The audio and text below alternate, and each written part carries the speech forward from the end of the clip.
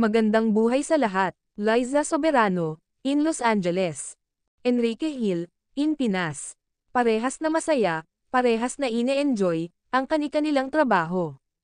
Sina Liza and Enrique, sobra na ding nag-enjoy, mag-TikTok. Sa katunayan, sumasabay na din, si Enrique Hill mag-TikTok, sa kanyang mga kasamahan, sa Manila's Finest.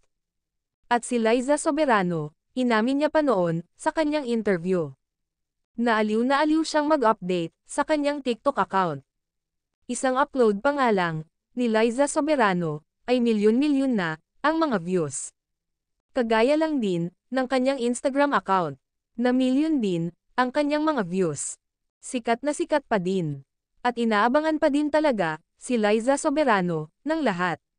Inaabangan pa din nila, kung ano, ang kanyang mga kaganapan.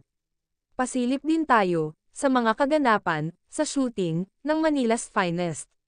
Nakabilang si Enrique Hill, na bibida, sa nasabing movie.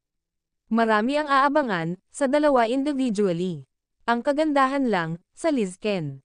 Di nagsasawa, ang kanilang mga tagahanga, na suportahan silang dalawa, sa bawat proyekto, ng mga ito.